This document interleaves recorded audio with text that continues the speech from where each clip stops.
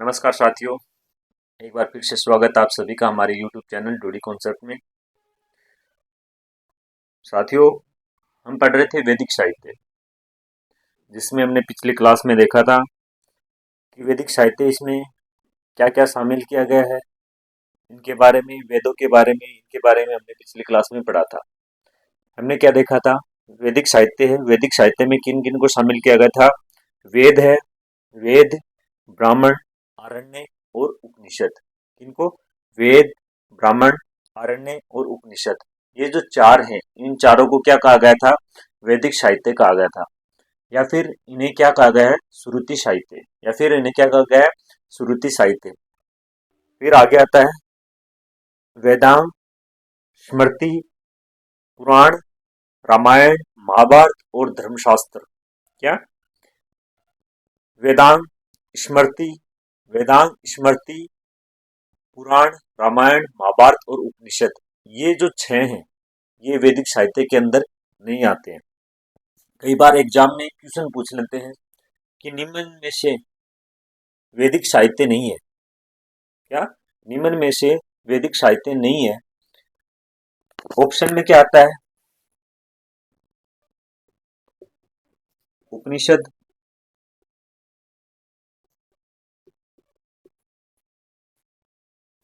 आरण्य,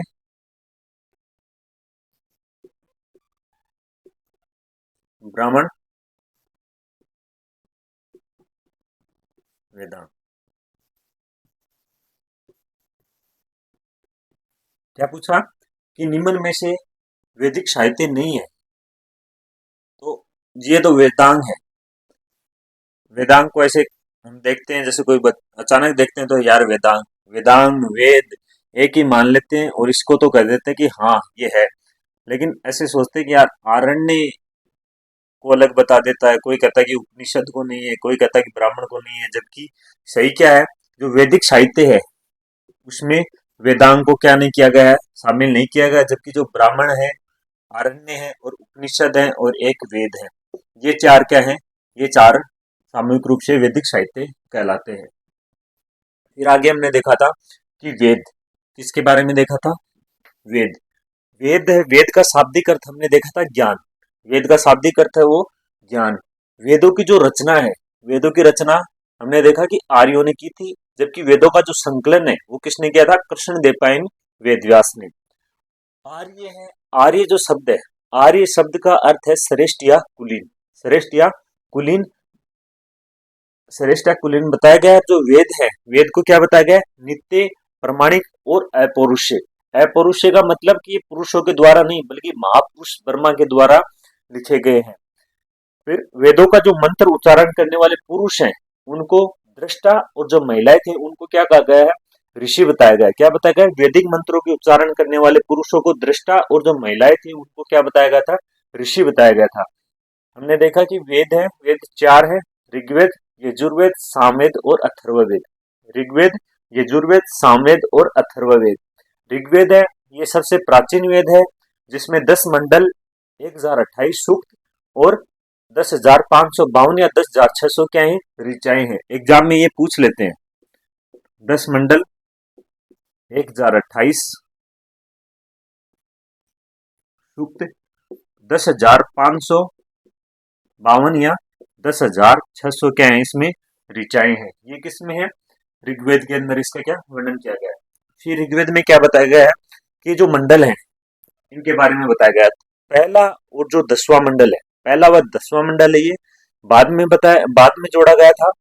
और जो दूसरे से लेके 7वें तक जो मंडल है उसको क्या कहा गया था? परिवार मंडल। क्या? परिवार मंडल या फिर वंश मंडल है, वो कौन सा है? दूसरे से 7वां है वो। तीसरा जो मंडल है उसमें गायत्री मंत्र का उल्लेख किया गया है। किसका उल्लेख किया गया है?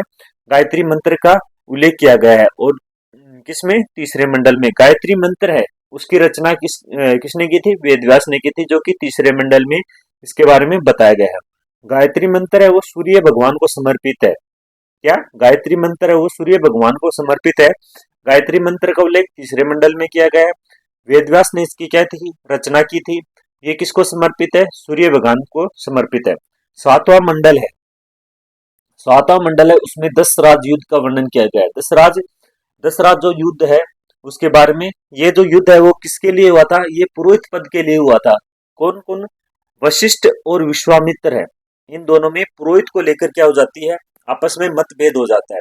वशिष्ठ कहता है कि मैं पुरोहित बनूंगा, और जो विश्वामित्र है वो बनना चाहता था। इसलिए दो, एक भरतजन कबीला और एक था 10 जो कबीले हैं उनका समूह था। जो 10 कबीले थे उनमें 5 आर्य और 5 क्या थे? अनार्य थे। 5 आर्य या फिर 5 क्या थे? अनार्य थे। उसके बाद में हमने देखा कि जो ये युद्ध है वो रावी नदी या फिर परुषणी नदी भी बोलते हैं इसे। रावी नदी है, रावी नदी के क्या किनारे लड़ा गया था। सातवां जो मंडल है उसमें महामृत्युंजय जो मंत्र है उसका क्या किया गया है? जाप किया गया है। उसका जो वर्णन है वो मिलता है किसमें? सातवें मंडल में। सातवें मंडल में दो चीज देखी थी हमने, 10 राजयुद्ध और एक महामृत्युंजय जो मंत्र है उसका उल्लेख मिलता है। आठवां जो मंडल है उसमें विदुषी महिलाएं थी, इनके बारे में बताया गया है। किसमें? आठवें मंडल में विदुषी महिलाएं, उनके बारे में बताया गया है। कौन कौन सी थी विदुषी महिलाएं? थी उसमें मैत्री, जो घोषा है, सिक्ता है, अपाला है, लोपामुद्रा, विश्वारा है या मैत्री है, इनके बारे में क्या है? आठवें मंडल में उल्लेख किया गया है। नौवां मंडल है वो सोम को समर्पित है। सोम है, सोम का जो निवास स्थान है वो कहाँ बताया गया है? मुंजवत पर्वत। कौन सा?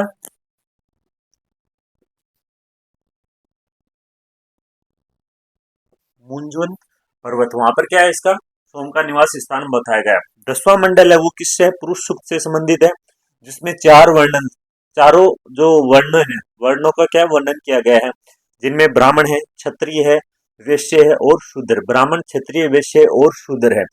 फिर उसके बाद में हमने देखा था कि जो ऋग्वेद है, ऋग्वेद के जो 10वां मंडल है, 10वें मंडल में नासिरिदी सुक्ता का क्या है? वर्णन किया गया है। नासिरिदी सुक्ता का क्या वर्णन किया गया है? फिर इसका हर वेद है उसका एक उपवेद होता है। तो जो ऋग्वेद है, ऋग्वेद का जो उपवेद है वो कौन सा है? आयुर्वेद। ऋग्वेद के ऊपर जो उपवेद वो कौन सा है? आयुर्वेद है। उसके बाद में अगला वेद देखा था हमने, यजुर्वेद। यजुर्वेद है, इसमें यज्ञ करने एवं कर्मकांडों का क्या किया गया है? उल्लेख किया गया है। यज्ञ व कर्मकांडों का उल्लेख है वो किसमें किया गया है? यजुर्वेद में किया गया। उसके बाद में हमने देखा था कि यजुर्वेद के दो भाग थे, कृष्ण यजुर्वेद और जो शुक्ल यजुर्वेद है। फिर उसमें जो कृष्ण यजुर्वेद है उस वो गद्य व पद्य में है, और जो शुक्ल यजुर्वेद है इसमें वाजस्यन्य संहिता है उसका क्या किया गया है? उल्लेख किया गया है। शून्य का जो उल्लेख है, शून्य की जो खोज है, शून्य के बारे में है वो किसमें बताया गया है? यजुर्वेद में बताया गया है। यजुर्वेद में मंत्रों का जो उच्चारण करने वाला है उसे क्या कहा गया है? मंत्रों का उच्चारण करने वाला है उसे अध्रुव कहा गया है। क्या?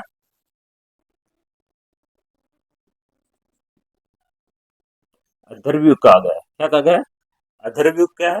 मंत्रों का जो उच्चारण करने वाला है उसे अध्वर्यु कहा गया है। उसके बाद में इसका एक उपवेद है।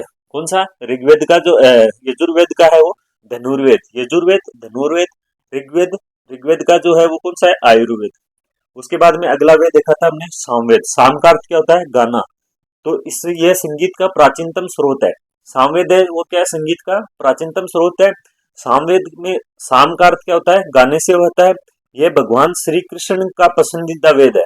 कौन सा? सामवेद है वो भगवान श्री कृष्ण का क्या है? पसंदीदा वेद है।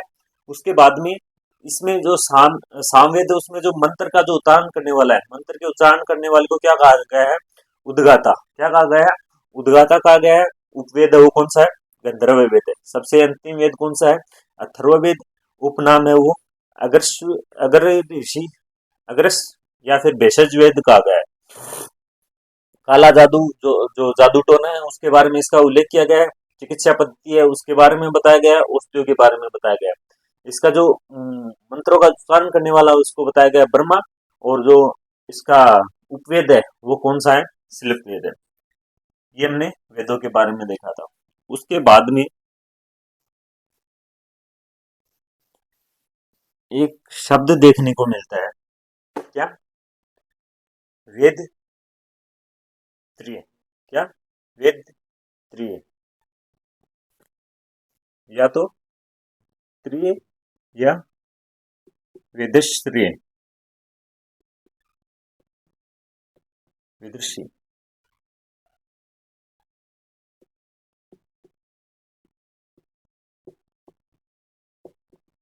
या तो तृतीय या विदृशीय। जो ऋग्वेद है, तीन वेद, ऋग्वेद, यजुर्वेद, सामवेद, कौन?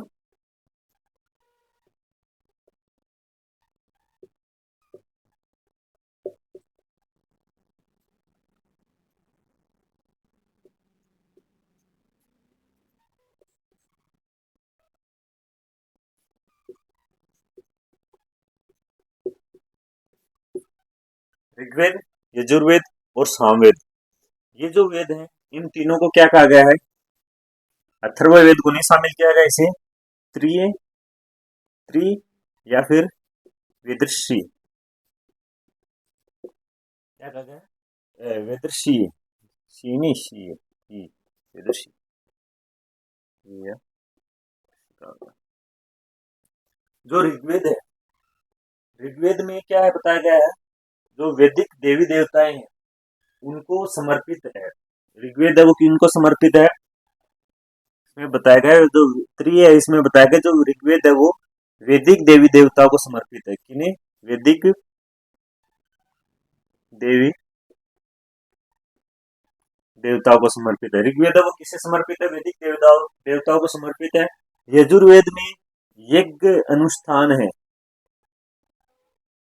यज्ञ प्रक्रिया की जानकारी, यज्ञ कैसे किए जाते हैं, यज्ञ में क्या क्या होता है उसके बारे में जानकारी है वो यजुर्वेद में है। कि जो यज्ञ करने की जो विधि है उनके बारे में इसका क्या उल्लेख किया गया है। सामवेद है, सामवेद है उसमें वैदिक मंत्रों का क्या है उच्चारण कैसे किया जाएगा, वैदिक मंत्रों के उच्चारण को क्या है समर्पित है। ये कैसे समर्पित है? वैदिक मंत्रों के उच्चारण को, किसे? वैदिक मंत्रों के उच्चारण को। प्रिय या ऋषि क्या है? वेद ऋषि। इसमें ऋग्वेद है, यजुर्वेद है, सामवेद है। कौन सा? सामवेद है। इसको क्या है इसमें शामिल किया गया है। ऋग्वेद है उसमें वैदिक देवी देवताओं के बारे में बताया गया है। यजुर्वेद है उसमें यज्ञ की जो प्रक्रिया है विधियां उनके बारे में बताया गया है। सामवेद है उसमें क्या बताया गया है? वैदिक मंत्रों के उच्चारण के बारे में बताया गया है। किसके बारे में? वैदिक उच्चारण जो मंत्र है उनके उच्चारण के बारे में। फिर इसके बाद में हम आगे पढ़ेंगे ब्राह्मण संहिता। क्या? ब्राह्मण संहिता, वैदिक संहिता, उसके बाद में हम देखेंगे ब्राह्मण संहिता।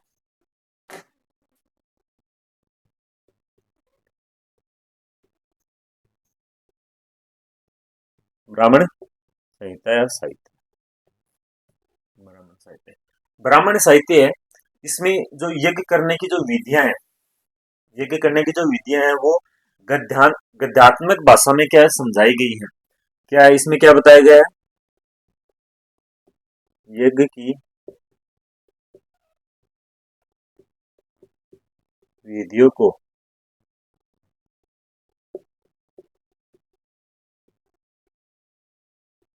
गद्यात्मक रूप में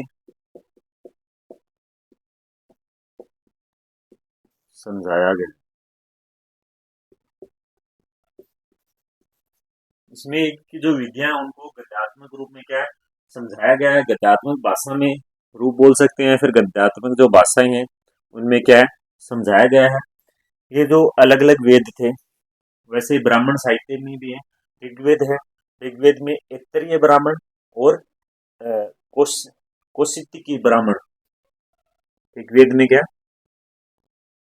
एक साथ सारा साथ में हो जाएगा, इसे साफ कर देते हैं। ब्राह्मण साहित्य में क्या बताया गया है? वे यज्ञ करने की जो विधियां हैं उनको गद्य भाषा में समझाया गया है। फिर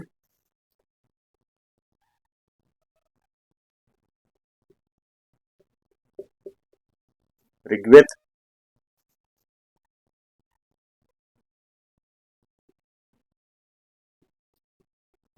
यजुर्वेद,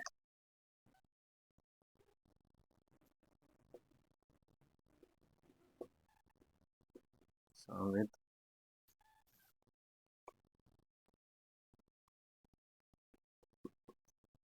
अथर्ववेद। ऋग्वेद में जो ब्राह्मण साहित्य है उसको क्या कहा गया है? ऐतरेय ब्राह्मण, कौशिकीय ब्राह्मण।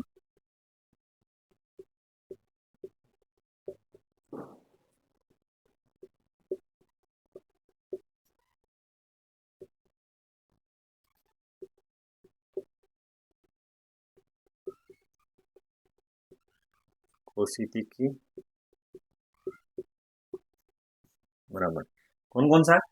तैत्तरीय ब्राह्मण, कौशिकी ब्राह्मण, यजुर्वेद में तैत्तरीय ब्राह्मण, शतपथ ब्राह्मण।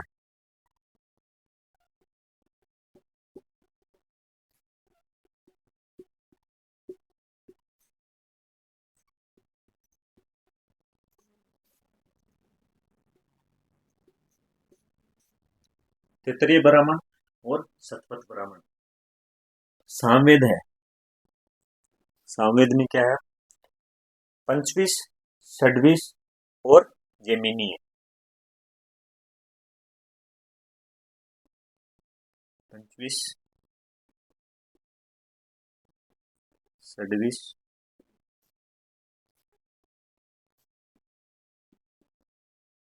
जैमिनी। ये किसमें बताया गया है? सामवेद में ब्राह्मण साहित्य का रूप बताया गया। अथर्ववेद है, उसमें सिर्फ एक बताया गया। कौन सा? गोपद। क्या? गोपद। ब्राह्मण साहित्य है, उसको ऋग्वेद में क्या क्या बताया गया है? ऋग्वेद में ब्राह्मण साहित्य के बारे में बताया गया ऐतरेय ब्राह्मण और कौशिकी ब्राह्मण। क्या? ऐतरेय ब्राह्मण या कौशिकी ब्राह्मण। यजुर्वेद उसमें तैत्तरीय ब्राह्मण या शतपथ ब्राह्मण। सामवेद उसमें पंचविश, षड्विश और जैमिनी। और जो अथर्ववेद है उसमें गोपद बताया गया है। अब इसको याद करने का तरीका, ऐतरेय ब्राह्मण यानी कि ऋग्वेद में क्या है? एक एक ऐतरेय, क्या का कौशिक। यजुर्वेद है उसमें 7 7 शतपथ ब्राह्मण, तैत्तरीय ब्राह्मण। इसमें क्या है? पंचविश, षड्विश और जैमिनी क्या है? याद रख लेंगे तो 5 का मतलब पंचविश, 6 का मतलब षड्विश और ये क्या है? गाय। इसको क्या याद करने का वो मेथड है। ब्राह्मण साहित्य ऋग्वेद में ऐतरेय ब्राह्मण, कौशिक ब्राह्मण। यजुर्वेद में तैत्तरीय ब्राह्मण, शतपथ ब्राह्मण। 1, 7, 56, 5, 6 और गाय। ठीक है। ब्राह्मण साहित्य के बाद में ये ब्राह्मण साहित्य, उसके बाद में आता है आरण्य।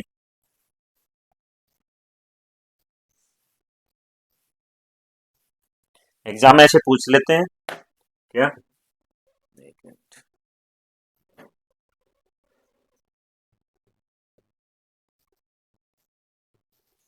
ऐसे एग्जाम में क्वेश्चन आ जाता है कि निम्न में से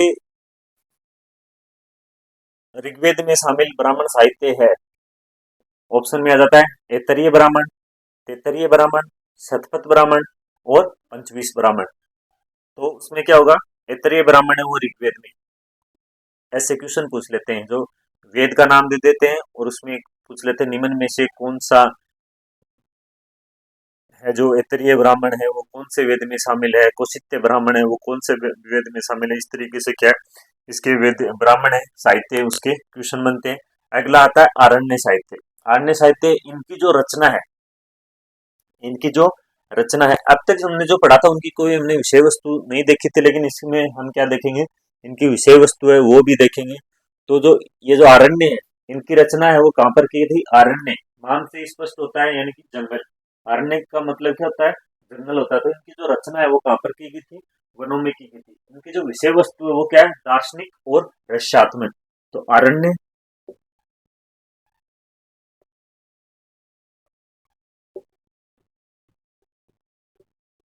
इनकी रचना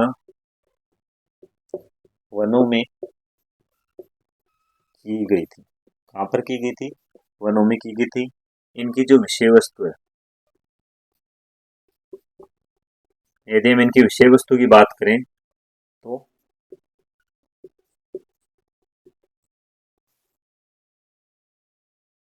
विषय वस्तु की बात करें तो दार्शनिक तत्व है। कौन सा? दार्शनिक तत्व या रहस्यात्मक। पहला दार्शनिक तत्व विषय वस्तु, दूसरी कौन सी है? रहस्यात्मक तत्व। आरण्य की रचना कहाँ पर की गई थी? वनों में की गई थी। इनकी जो विषय वस्तु है वो कौन सी थी? दार्शनिक तत्व है और रहस्यात्मक तत्व है। ये जो आरण्यक साहित्य है इनका भी वर्णन है वो वेदों में किया गया है। जैसा हमने ब्राह्मण संहिता में पढ़ा था, साहित्य में पढ़ा था, वैसे ही इनका वर्णन है वो यहाँ पर पढ़ेंगे। तो पहले चारों वेद देखते हैं।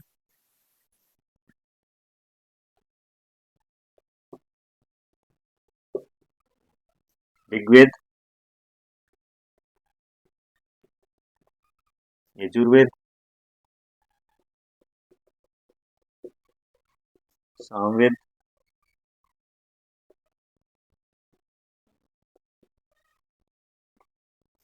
अथर्ववेद। ऋग्वेद है, ऋग्वेद में ऐतरण्यारण्य, कौशित्यारण्य, और उसमें क्या बताया गया था, ब्राह्मण साहित्य में भी क्या था, ऐतरेय ब्राह्मण, कौशित्य ब्राह्मण। तो इसमें ऐतरेयारण्य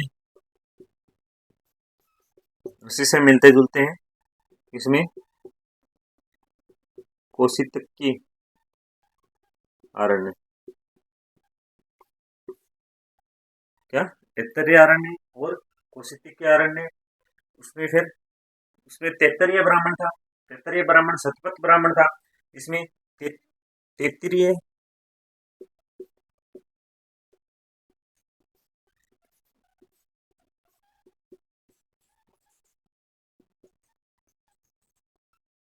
तैत्तरीयारण्य, मित्रायणीयारण्य, तैत्तरीयारण्य, मित्रायणीयारण्य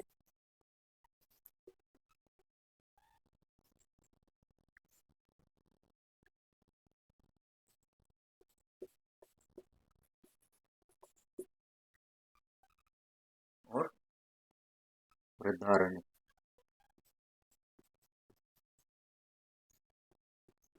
वृद्धारण्य ये किसमें, ऋग्वेद यजुर्वेद में तैत्तरीय आरण्य, मित्रायणी आरण्य और मित्रायण आरण्य और वृद्धारण्य। ये यजुर्वेद में। सामवेद है, सामवेद में एक है तलक्कार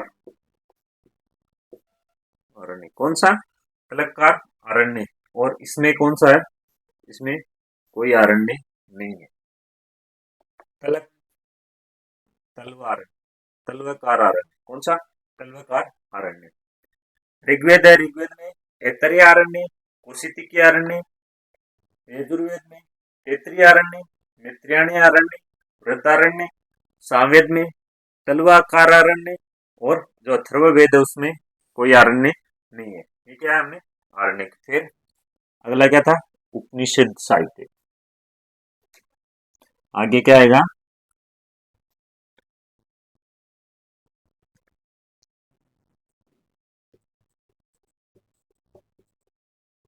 कौन सा, उपनिषद है।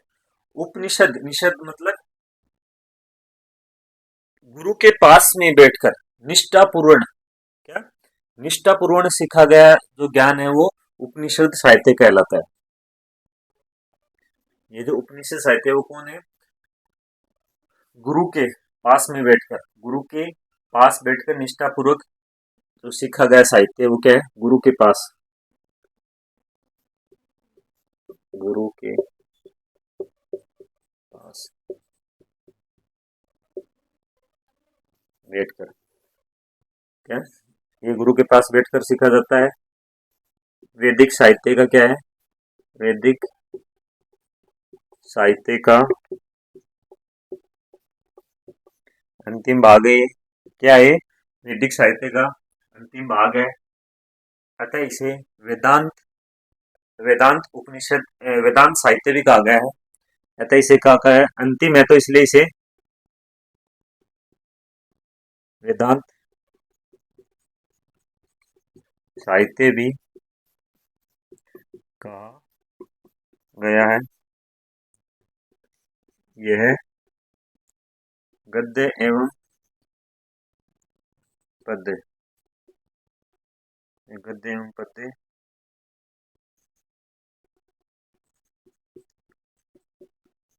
दोनों में, किसमें, गद्य एवं पद्य, गद्य एवं पद्य दोनों में। उपनिषद, उपनिषद का शाब्दिक अर्थ है गुरु के पास निष्ठापूर्वक बैठकर सीखा जाता है, सीखा गया ज्ञान क्या है, उपनिषद है। वैदिक साहित्य का अंतिम भाग है, इसलिए इसे क्या कहा गया है, वेदांत साहित्य कहा गया है। वेदांत साहित्य कहा गया है। ये गद्य एवं पर्दे दोनों में है। इसकी जो विषय वस्तु है वो भी कैसी है, दार्शनिक तत्व है और रहस्यात्मक तत्व है। विषय वस्तु की यदि हम बात करें,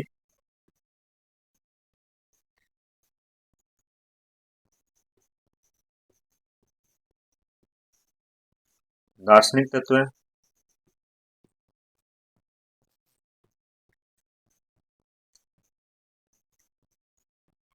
रहस्यात्मक तत्व है। कैसे है, दार्शनिक तत्व या रहस्यात्मक तत्व है। अब जो उपनिषद है, उपनिषद साहित्य, इनकी संख्या कितनी है, 108 है।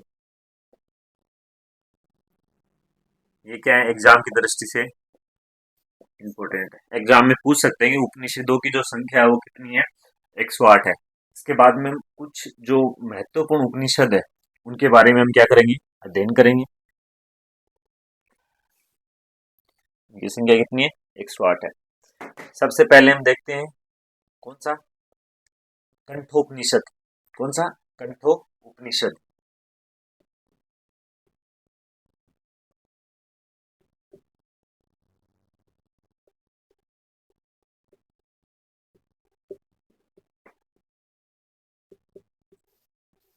पहला कौन सा है, कंठो उपनिषद। कंठोपनिषद है, इसमें यम और नचित, यम व नचिकेता, कौन, यम व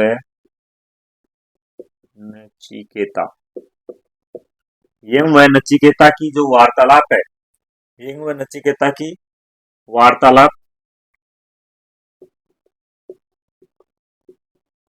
वार्तालाप के बारे में बताया गया है। वो कंठोपनिषद है, उसमें यम व नचिकेता की जो वार्तालाप है उसके बारे में बताया गया है। फिर इस उपनिषद में यज्ञ व अनुष्ठान, जो अनुष्ठान है, यज्ञ अनुष्ठान व कर्मकांडों की क्या की गई है, आलोचना की गई है। इसमें यज्ञ व कर्मकांडों की आलोचना की गई है। अगर से एग्जाम में पूछ ले कि ऐसा कौन सा उपनिषद है जिसमें यज्ञ व कर्मकांडों की आलोचना की गई, तो वो कौन सा है, कंठो उपनिषद है। कंठो उपनिषद है, उसमें क्या बताया गया है कि जो यम व नचिकेता है उसकी वार्तालाप और जो यज्ञ व कर्मकांड है उनकी आलोचना की गई है। फिर अगला है जाबाली उपनिषद। कौन सा,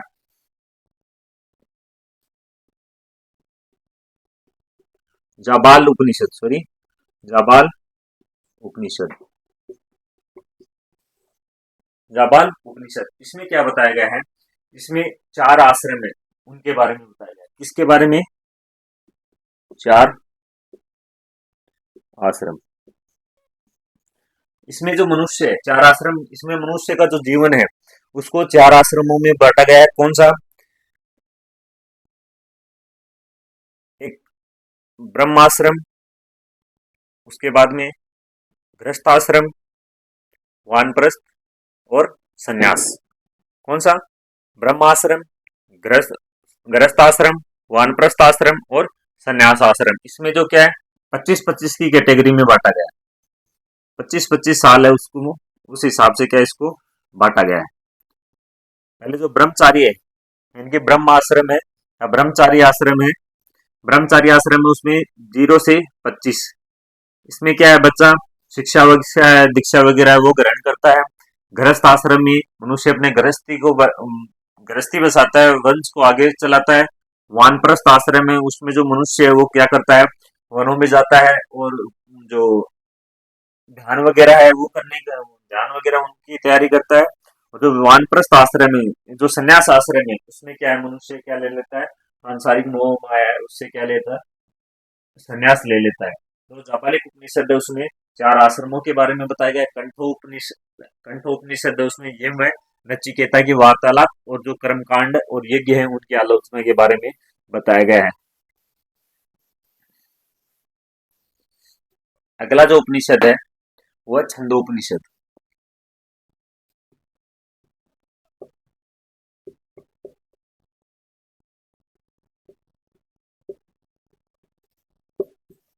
अगला उपनिषद है वो कौन सा है, छंदोपनिषद है। इस जो उपनिषद है उसमें कर्षण भगवान श्री कृष्ण का पहली बार वर्णन किया गया। छंदोपनिषद उसमें क्या किया गया है, इसमें भगवान श्री कृष्ण का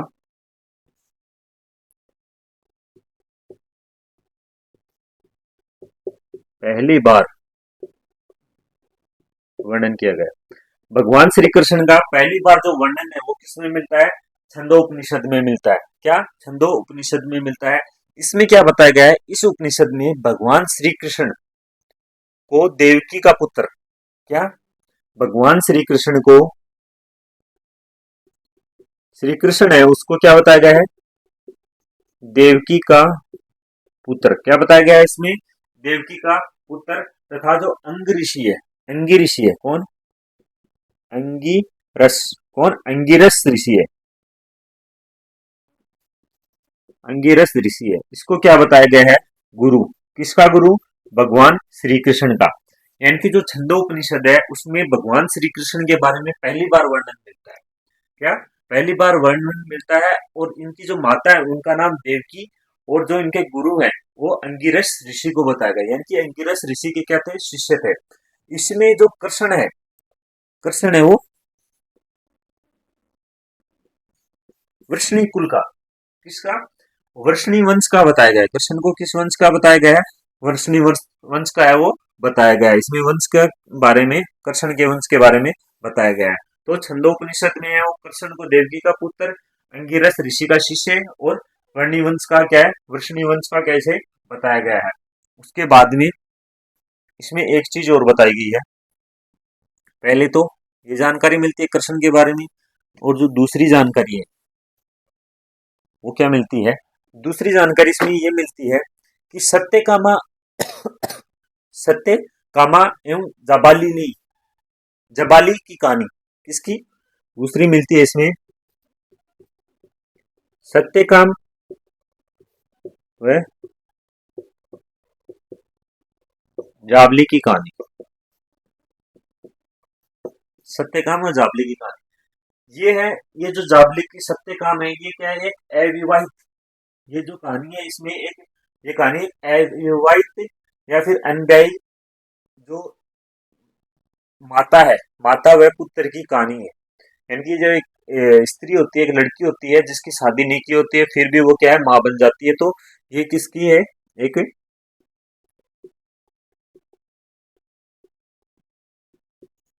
अविवाहित महिला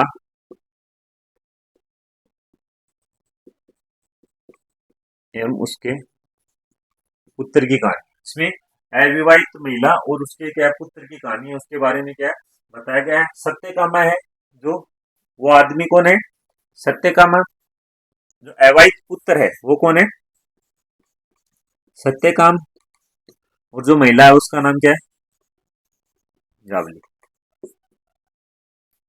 के बारे में बताया, सत्यकामा है उसके जो गुरु है, ये गुरु के मन शिक्षा ग्रहण करने किसके पास जाते हैं, गौतम। तो इनके गुरु का नाम क्या है, गौतम, इनके गुरु का नाम। छंदोपनिषद है उसमें श्री कृष्ण के बारे में पहली बार बताया गया था। और दूसरे उसमें क्या है, सत्यकामा व जाबली की जो कहानी है उसके बारे में बताया गया है। कालांतर में जो सत्यकाम है वो जाबली ऋषि के नाम से क्या है, ये जो सत्यकाम है ये किसे, जाबालिक ऋषि, किसके नाम से, जाबाल ऋषि या जाबालिक ऋषि के नाम से क्या हो जाता है, कालांतर में प्रसिद्ध हो जाता है। कौन, सत्यकाम, किसके नाम से, जाबल ऋषि, अपनी माँ के नाम पर ही क्या हो जाता है, ये कालांतर में प्रसिद्ध हो जाता है। अगला जो उपनिषद है, नहीं सॉरी, इसमें एक चीज और बताया गया, जो बौद्ध धर्म है, बौद्ध धर्म का जो पंचशील सिद्धांत है उसका भी क्या है इसमें उल्लेख मिलता है। क्या मिलता है, बौद्ध धर्म के पंचशील सिद्धांत, पंचशील सिद्धांत का क्या इसमें उल्लेख मिलता है। फिर अगला जो उपनिषद है, छंदो उपनिषद हो गया। उसके बाद में जो अगला जो उपनिषद है वो कौन सा है, वृहत आरण्यक, कौन सा है,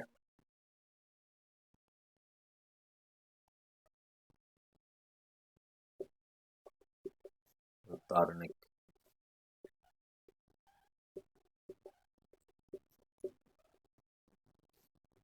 वृत्तार्णिक उपनिषद, इसमें क्या बताया गया है? यह सबसे बड़ा उपनिषद है। यह है सबसे बड़ा उपनिषद है। ये क्या है? ये सबसे बड़ा उपनिषद है। इसमें गार्गी और याज्ञवल्क्य का जो संवाद है उसका क्या, उसके बारे में बताया गया है। उसका क्या किया गया, वर्णन किया गया। तो गार्गी व याज्ञवल्क्य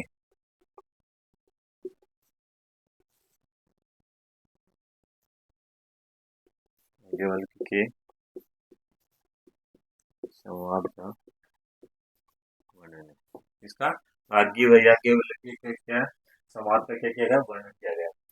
ये जो संवाद है, ये जो संवाद हुआ था वो जनक के दरबार में हुआ था। किसके मध्य हुआ था, कहाँ पर हुआ था? तो स्थान की बात करें, स्थान की बात करें तो कहाँ पर हुआ था?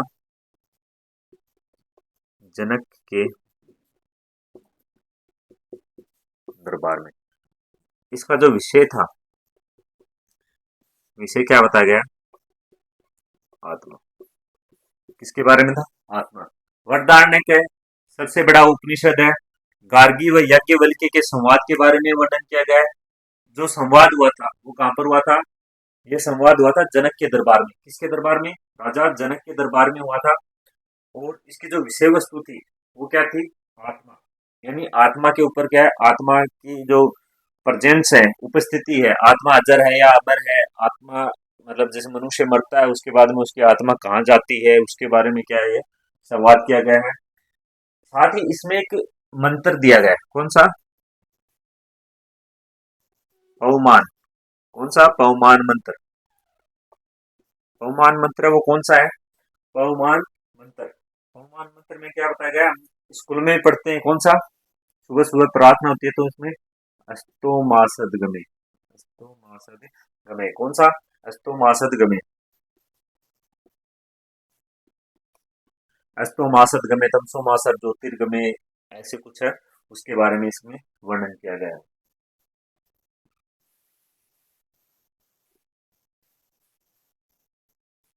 उसके बाद में अगला है वो मुंडक, मुंडको उपनिषद। मुंडको उपनिषद, ये सभी को पता है। इसमें क्या है, जो अपना जो सत्यमेव ज्योति है वो कहाँ से लिया गया है? जो अपना राज चिन्ह है इसमें उसके जो नीचे लिखा हुआ सत्यमेव जयते, सत्यमेव जयते, ये कहाँ से लिया गया है? मंडूको उपनिषद से लिया गया है। मुंडको उपनिषद से लिया गया है, जिसका अर्थ क्या है? सत्य की जीत होती है। सत्य की जीत होती है। ये भी एग्जाम में पूछ लेते हैं। तो सत्यमेव जयते वो कहाँ से लिया गया है? मंडूको उपनिषद से लिया, मुंडको उपनिषद से लिया गया है। फिर उसके बाद में अगला जो उपनिषद है वो कौन सा है? तैत्तरीय उपनिषद। कौन सा उपनिषद है? तैत्तरीय उपनिषद। इसमें बौद्ध धर्म के जो अष्टांगिक मार्ग है, कौन से? बौद्ध धर्म के जो अष्टांगिक मार्ग है उनके उनकी जानकारी मिलती है। तो बौद्ध धर्म के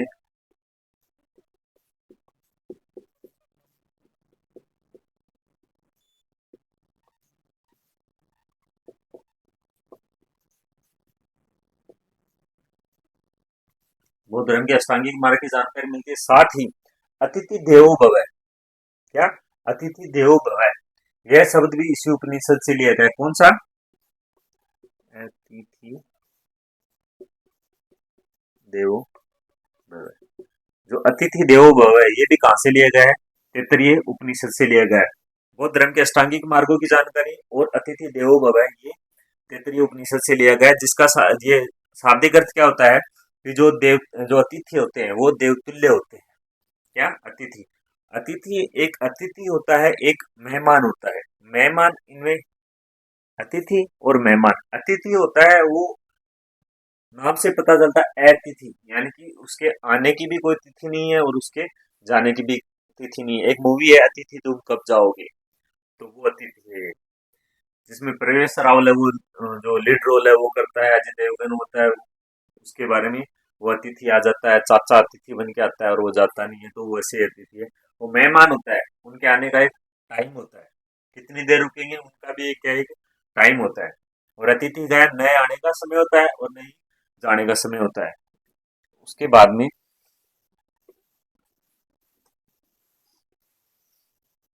उसके बाद में श्वेताश्वर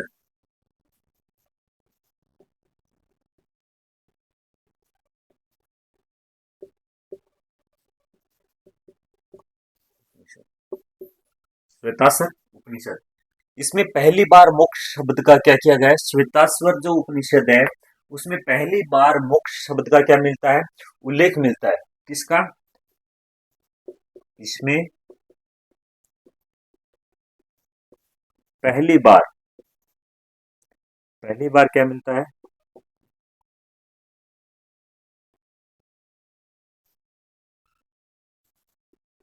मोक्ष शब्द का उल्लेख मिलता है। इसमें पहली बार मोक्ष शब्द का वो क्या मिलता है? उल्लेख मिलता है।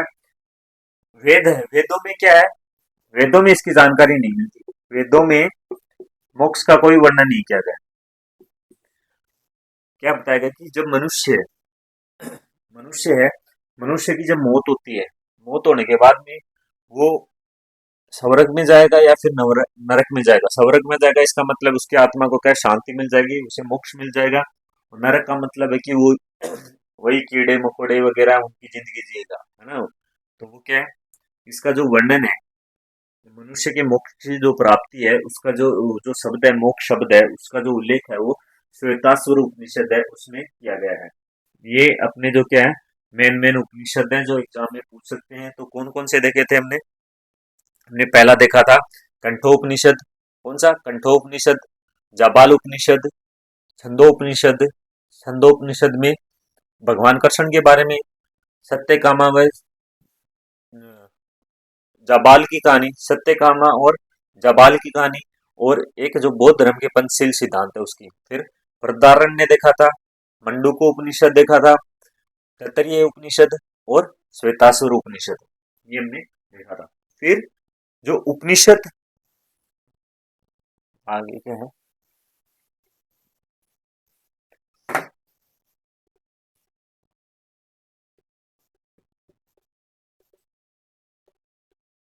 प्रस्थान प्रस्थान एक था वेद वेदत्रिय, ये कौन सा है? प्रस्थानत्रिय, जिसमें उपनिषद, भागवत गीता और ब्रह्म सूत्र। उपनिषद,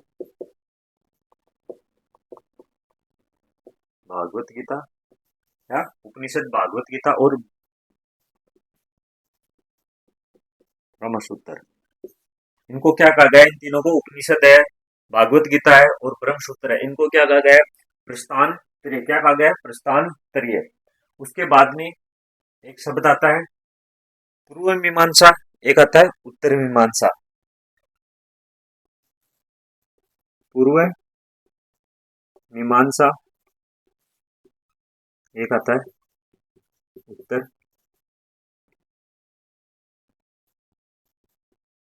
मीमांसा। पूर्व मीमांसा और एक उत्तर मीमांसा। पूर्व मीमांसा है वो जैमिनी ने लिखी थी और उत्तर मीमांसा वो बादरायण की है। पूर्व मीमांसा वो किसकी है? जैमिनी। और ये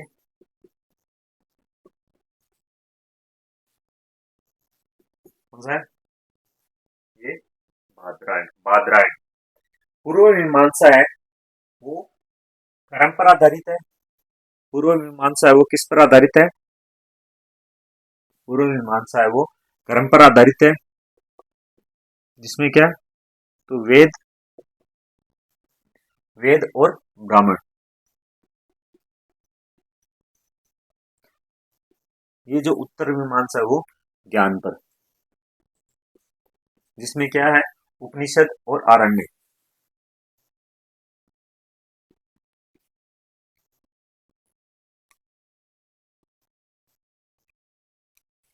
उपनिषद। वेद और ब्राह्मण है, ये क्रम पर है। पूर्व मीमांसा जिसकी रचना किसने की थी? जैमिनि ने की थी। किस पर आधारित है? क्रम पर आधारित है। उत्तर मीमांसा है, बादरायण की है, ज्ञान पर आधारित है। किस पर आधारित है? ज्ञान पर आधारित है। एक पुस्तक है ब्राह्मण बादरायण की, वो कौन सी है? ब्रह्मसूत्र है, जिसमें उपनिषदों का क्या है? सार सार दिया गया है। हमने क्या देखा आज? हमने देखा कि सबसे पहले हमने देखा वेद त्रय, ऋग्वेद, यजुर्वेद और सामवेद, इनको क्या वेद त्रय कहा गया है? ऋग्वेद है वो वैदिक देवी देवताओं का उल्लेख है। यजुर्वेद में क्या है? यज्ञ अनुष्ठान है उनके बारे में, उनकी जो विधियां हैं उनके बारे में, और जो सामवेद है उसमें वैदिक मंत्रों के उच्चारण के बारे में बताया गया है। फिर ब्राह्मण साहित्य, ब्राह्मण साहित्य इसमें जो क्या यज्ञ की जो विधियां हैं उनका गद्यात्मक रूप से क्या है? वर्णन किया गया है। ऋग्वेद में दो थे, ऐतरेय ब्राह्मण और कौशितिकीय ब्राह्मण। यजुर्वेद है उसमें तैत्तरीय ब्राह्मण, शतपथ ब्राह्मण। सामवेद में पंचविश, षड्विश और जैमिनी, और जो अथर्व है उसमें गोपथ। फिर आरण्य साहित्य में देखा था कि इनकी रचना वनों में हुई थी। इसकी विषय वस्तु वो दार्शनिक तत्व और रहस्यात्मक ज्ञान था। दार्शनिक तत्व और रहस्यात्मक ज्ञान था। ऋग्वेद के अंदर कौन कौन से आते हैं? दो आरण्य आते हैं, ऐतरेय आरण्य, कौशित्य आरण्य। यजुर्वेद में तैत्तरीय आरण्य, मैत्रायणी आरण्य और वृद्धक आरण्य। और जो सामवेद है उसमें क्या है? तल्वकार आरण्य। और अथर्ववेद में क्या है? कोई आरण्य नहीं है। फिर उसके बाद में उपनिषद, उपनिषद का शाब्दिक अर्थ है वो क्या है? गुरु के पास निष्ठापूर्वक बैठना। उसमें क्या है? यह वैदिक साहित्य का अंतिम भाग है, इसलिए इसे वेदांत कहा गया है। क्या कहा गया है? वैदिक साहित्य का अंतिम भाग किसे बताया गया है? उपनिषद को बताया गया है, तो उसे क्या गया है? वेदांत।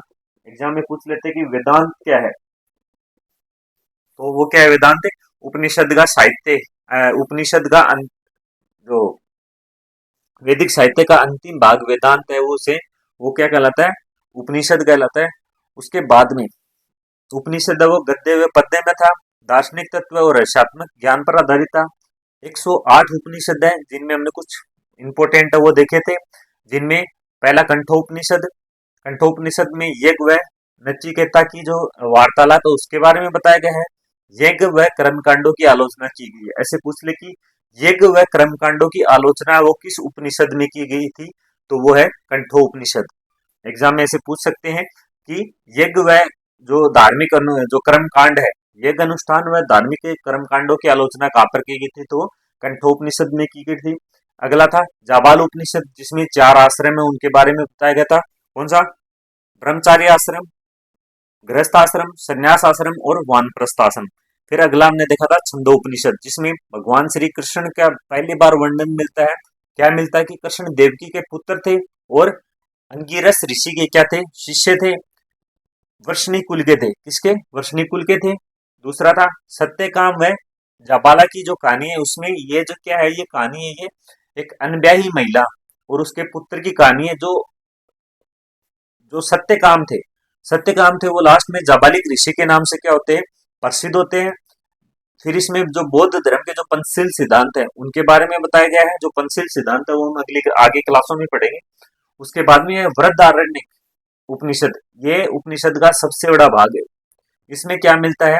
कि जो राजा जो गार्गी और याज्ञवल्क्य है उसका आत्मा को लेकर क्या हुआ था? एक संवाद हुआ था, और जो जनक है राजा जनक के दरबार में हुआ था। फिर अगला था मंडूको उपनिषद, जिसमें सत्यमेव जयते है उसका क्या किया गया है? उल्लेख किया है। वो है वो मंडूको उपनिषद से लिया गया है। तैत्तरीय उपनिषद, जिसमें बौद्ध धर्म के अष्टांगिक मार्गों के बारे में बताया गया है। अतिथि देवो भव, ये जो शब्द है वो तैत्तरीय उपनिषद से लिया गया है। फिर श्वेतासुर उपनिषद, जिसमें पहली बार मोक्ष के बारे में बताया गया है, और जो वेद है उससे मोक्ष की कोई जानकारी नहीं मिलती है। फिर प्रस्थांतरीय प्रस्थांतरीय इसमें क्या है? उपनिषद है, भागवत गीता और ब्रह्मसूत्र का सार है, वो क्या कहलाता है? प्रशांतरीय कहलाता है। फिर 2 दर्शन देखे थे, पूर्व मीमांसा दर्शन और उत्तर मीमांसा दर्शन। पूर्व मीमांसा जैमिनि ने और उत्तर मीमांसा वो बादरायण ने। वेद और ब्राह्मण है ये दोनों क्रम पर आधारित थे, जबकि जो आरण्य है, आरण्य और उपनिषद है उसमें क्या है? उसमें ज्ञान है, ज्ञान के बारे में बताया गया। फिर बादरायण की पुस्तक थी कौन सी थी? ब्रह्मसूत्र, जिसमें क्या है, उपनिषदों का सार है। आज की क्लास है वो यहीं पे होती है, उससे आगे हम पढ़ेंगे अगली क्लास में। तब तक के लिए धन्यवाद।